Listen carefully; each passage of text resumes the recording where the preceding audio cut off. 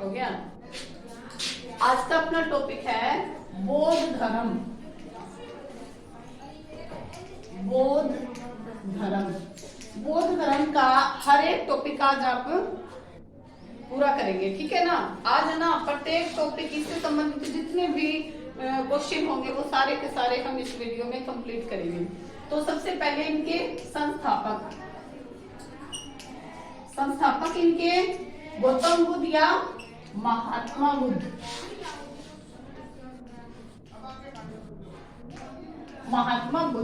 महात्मा बुद्ध से संबंधित इनके जीवन की जो भी घटनाएं हैं वो सभी की सभी आप इस वीडियो में कंप्लीट करेंगे। तो सबसे पहले तो मैं इसमें जो मेन कैरेक्टर्स है वो सभी बताऊंगी। तो इनके महात्मा बुद्ध के पिता का नाम क्या था? इनके पिता का नाम था शुद्धोधन। क्लियर है क्या वीडियो? इनकी माता का नाम था, माता कौन थी इनकी? महामाया। इनके माता महामाया और इनके पत्नी कौन थी? इनकी पत्नी यशोधरा। कौन थी? यशोधरा। और इनके एक बेटा था, उसका नाम था राहुल का अर्थ होता है एक और बांधना,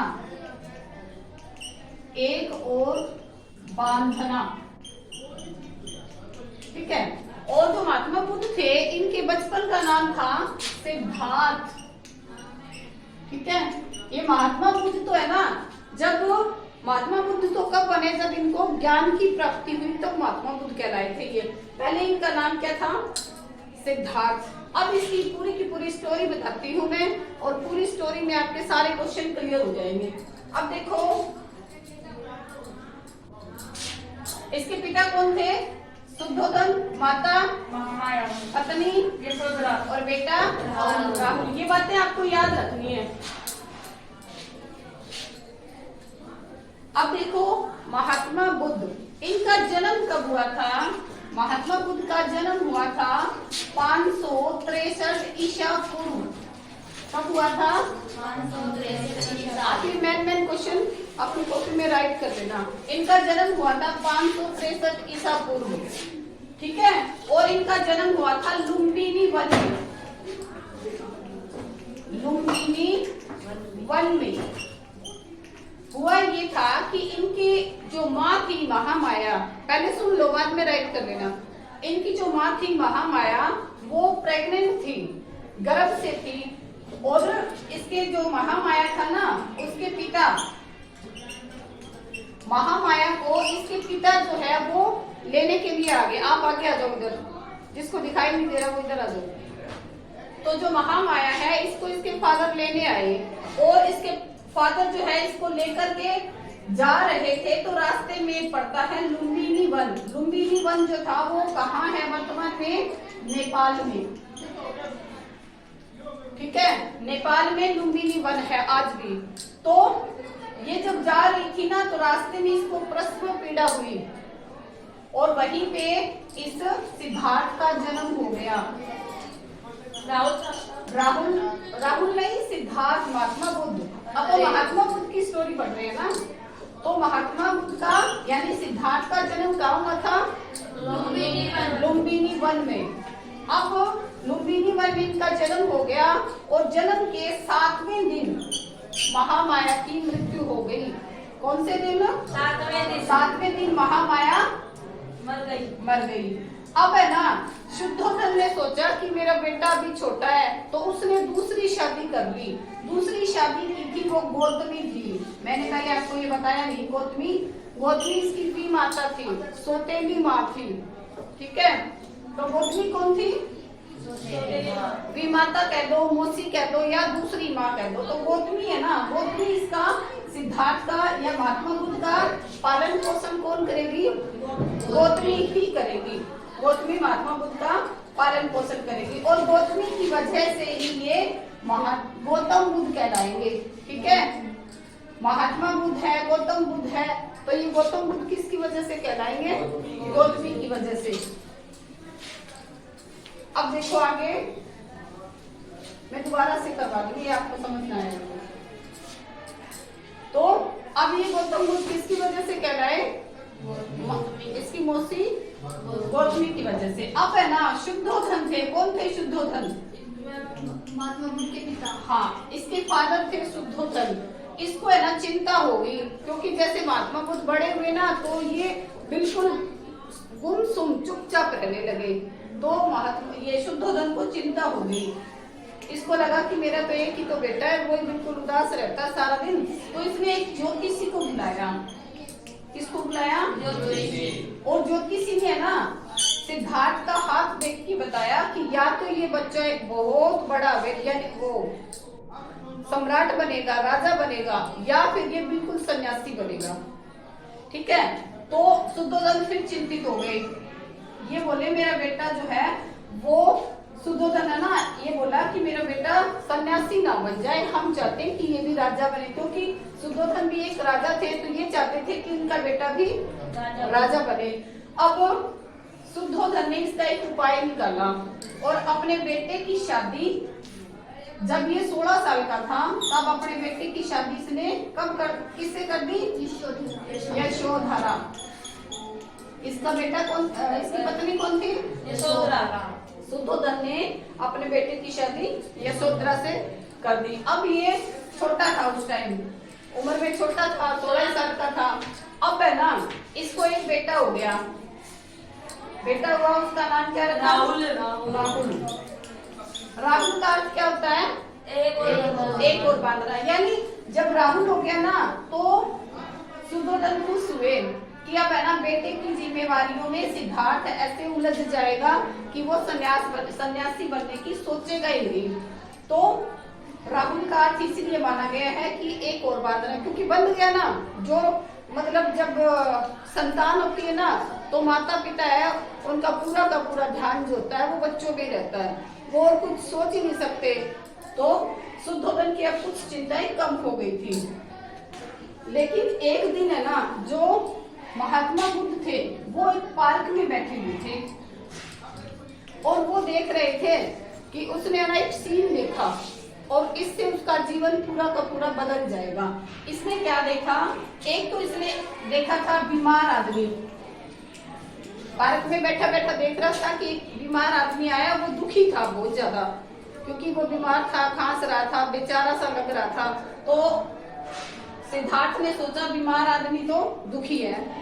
फिर इसने एक बूढ़ा देखा, बूढ़ा आदमी भी परेशान था, दुखी था, वो लाठी के सहारे चल रहा था और उसके बच्चे उसका कहना नहीं मान रहे थे या फिर उसको खाना नहीं दे रहे थे। कुछ भी देखा उसने, लेकिन उसको पता चल गया बूढ़ा भी परेशान था, दुखी था। फिर तीसरे नंबर पे उसने एक शव यात्रा देखी। शव यात्रा समझते हो ना? शव यात्रा यानी हाँ, मरे हुए आदमी को लेके जा रहे थे, तो वहां उसके ना पीछे वाले बहुत रो रहे थे, मतलब बहुत ही ज्यादा दुख की घड़ी थी वो भी। तब उसने क्या किया, इसको पता चल गया कि ये भी दुखी है। फिर इसने लास्ट में एक सन्यासी को देखा। किसको देखा?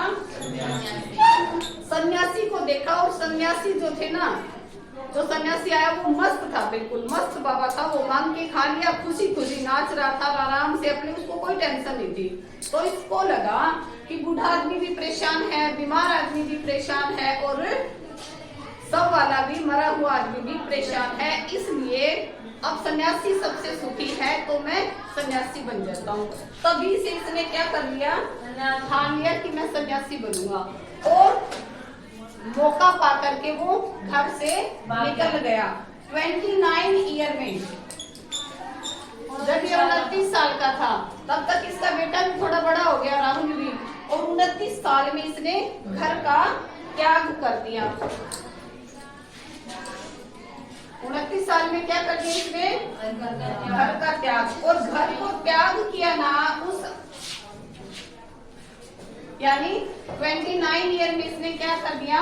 गृह त्याग। और गृह त्याग को कहा गया है महाभिनिष्क्रमण। क्या कहा गया इसको? महाभिनिष्क्रमण। यानी ये जो नाम है ये इम्पोर्टेंट है। जो ग्रह त्याग किया था उसको क्या बोला गया? महाविनिष्क्रमण। अब है ना इसने 6 साल तक 29 को तो था ये घर से निकला, 6 साल तक इसने घोर तपस्या की, बहुत ज्यादा तपस्या की। ये हो गया 35 ईयर का। 35 ईयर में इसको ज्ञान की प्राप्ति हुई थी। ठीक है, तो ये क्वेश्चन आता है कि इसको ज्ञान की प्राप्ति कब हुई थी? 35 साल में। ये घर से निकल के जिस नदी के किनारे ये तट, जिस नदी के तट पे इन्होंने तपस्या की थी उस नदी का नाम था निरंजना नदी। क्या नाम था? निरंजना नाम की नदी थी। इसी को पुनपुन नदी भी कहा जाता है, इसी को फल्गु नदी भी कहा जाता है। ठीक है, तो इस नदी के क्वेश्चन आता है किस नदी के किनारे तट पर उसको ज्ञान की प्राप्ति हुई? तो वो निरंजना या पुनपुन या फल्गु। अब 35 ईयर में इसको ज्ञान प्राप्त हो गया, यानी ये क्या हो गए थे? इनको ज्ञान प्राप्त हो गया, यानी ज्ञानी बन गए थे। यानी अब ये महात्मा बुद्ध कहलाए। जब ज्ञान प्राप्त हुआ ना, पहले तो इसका नाम क्या था? सिद्धार्थ था। अब ये 35 ईयर ओके हो गए, तब ये क्या बन गए? महात्मा बुद्ध बन गए। ये क्या बन गए? अब महात्मा बुद्ध जो है ना, इन्होंने अपना जो ज्ञान था, इसका एक शिष्य था आनंद, सबसे प्रिय शिष्य था इसका आनंद। आनंद को, और आनंद ये सबसे प्रिय था, इसी के कहने पर इसने बौद्ध धर्म में महिलाओं को प्रवेश की अनुमति दी थी। आनंद ने कहा कि गुरुजी आप महिलाओं को भी आने दो अपने इस धर्म में। तो इसकी जो पहली महिला शिष्य थी वो बनी थी गौतमी। बताओ गौतमी कौन थी? इसकी भी माता या सौतेली माँ या मौसी। ठीक है, अब है ना इसने जो ज्ञान प्राप्त किया था वो सबसे पहले इसने 5 सन्यासियों को सुनाया। बेटा बाद में लिख लेना। इसने किसको सुनाया था? 5 सन्यासियों को, 5 सन्यासियों को सुनाया था। और इस अभिक्रिया को क्या कहा गया? धर्म चक्र परिवर्तन। क्या कहलाया ये? धर्म चक्र परिवर्तन। ठीक है, ये जो अभिक्रिया थी 5 सन्यासियों को सुनाने वाली, ये क्या थी? धर्म चक्र परिवर्तन। इतना समझ आ गया? अब आगे देखो, अब है ना इसने सबसे ज्यादा अपने जो उपदेश थे वो श्रावस्ती में थे। पहला उपदेश तो कहाँ दिया था इसने? सारनाथ, नहीं सारनाथ में। पहला उपदेश तो कहाँ दिया था? सारनाथ में। सारनाथ में वही जहाँ पे 5 सन्यासी थे। और सबसे ज्यादा जो उपदेश थे वो श्रावस्ती में दिया था। श्रावस्ती, श्रावस्ती किसकी थी? राजधानी मैंने महाजनपद में पढ़ाई थी आपको। श्रावस्ती राजधानी किसकी थी? कौशल की। कौशल, कुशल आदमी कहाँ रहते हैं? बस्ती में। कुशल आदमी कहाँ थे? बस्ती में। तो यहाँ पे इन्होंने सबसे ज्यादा सर्वाधिक उपदेश दिए थे। यहाँ पे पहला दिया था, प्रथम उपदेश तो सारनाथ में दिए। ये क्वेश्चन बहुत बार आता है। इन्होंने प्रथम उपदेश कहाँ दिया? सारनाथ में। और सबसे ज्यादा कहाँ दिया?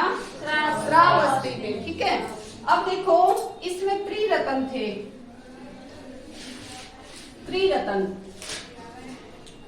त्रिरत्न थे इसमें, एक तो बुद्ध, एक धम्म और एक संघ। ठीक है, 3 त्रिरत्न माने थे। त्रिरत्न जैन वालों में, जैन धर्म में भी थे और इसमें भी थे। और इसमें क्या कहा गया है कि त्रिरत्न और संसार को दुखों का घर कहा गया है। इसमें दुखों का घर, यानी इसलिए ना कहा है कि दुख है ना संसार में हर जगह व्याप्त है और दुख की वजह से लोग परेशान होते हैं। और इसका मूल कारण होता है तृष्णा, यानी हमारा लालच या हमारी इच्छाएं। मनुष्य की अगर इच्छाएं लिमिट हो तो मनुष्य सुखी है, अगर उसकी इच्छाएं लिमिट ना हो तो वो हमेशा दुख का कारण बनती है। कैसे? जैसे एक व्यक्ति है, उसने पहले झोपड़ी बना ली, वो खुश था कि हाँ उसके पास छत है, यानी पहले वो बाहर ऐसे खुले में रहता था, फिर इसने छोटी सी झोपड़ी बना ली, वो खुश हो गया। फिर उसकी लालसा जगी कि अब मैं 2 कमरे बना लूं, तो उसने 2 कमरे बना लिए। फिर उसकी लालसा जगी कि मैं इसको कोठी में कन्वर्ट कर लूं, तो उसने वो कर लिया। तो देखो लालसाएं बढ़ती गई ना उसकी। और जैसे जैसे लालसाएं बढ़ती गई वो दुखी होता गया। ठीक है, तो वो दुखी होता गया तो ये तृष्णा होती है। सारे सुख सुविधाएं करने के बाद भी मनुष्य की इच्छाएं पूरी नहीं होती तो वो क्या होती है? तृष्णा। और तृष्णा ही सबसे ज्यादा क्या है? दुखों का कारण है। तो इसने ये बताया अब दुखों को निपटाने के लिए भी, यानी इसका निपटारा भी होता है, इसके लिए इन्होंने अष्टांग मार्गी एक रास्ता बताया, 8 रास्ते बताए हैं। ये बात भी आपको याद रखनी है। अब इनकी मृत्यु कब हुई थी? ये कितने साल जिए थे? 80 साल। इनका जन्म कब हुआ था? 563 ईस्वी में हुआ और ये 80 साल जिए थे। तो 80 साल जिए थे तो ये कितने साल के रह गए बताओ? अब मृत्यु कब हुई थी इनकी? 483 ईसा पूर्व। ठीक है, इनकी मृत्यु कब हुई? 483 ईसा पूर्व और 483 में इनकी मृत्यु हो गई। अब है ना, बौद्ध धर्म में 4 संगतियां हुई है, सभाएं हुई है, 4 सभा। यानी एक तो जब इनकी मृत्यु हुई थी 483 ईसा में, पहली संगति तो हुई थी 483 में, फिर दूसरी इसके 100 साल बाद 383 में हुई थी, ईसा पूर्व। ये भी ईसा पूर्व। ठीक है, तीसरी बौद्ध संगति हुई थी 251 में, 251 ईसा पूर्व। और तीसरी संगति हुई थी पहली शताब्दी में, शताब्दी यानी ईसा मसीह पहली शताब्दी में हुई थी, यानी ईसा मसीह के जन्म के समय। तो कितनी संगतियां हुई थी? संगति मतलब सभा होती है। तो इसके जन्म में, इस बौद्ध धर्म में 4 संगतियां हुई थी। और ये चौथी जो संगति हुई थी, इसमें बौद्ध धर्म जो है वो 2 भागों में बंट जाता है। एक तो हीनयान और दूसरा महायान। एक पहला तो हो जाता है हीनयान और दूसरा होता है महायान। यानी ये जो बौद्ध धर्म है वो 2 भागों में कब बंटता है? कौन सी शताब्दी में, कौन सी संगति में? चौथी संगति में। ठीक है, पहली, दूसरी, तीसरी और चौथी। तो आज इस वीडियो में हम इतना ही, आगे का काम जो है वो अपनी वीडियो में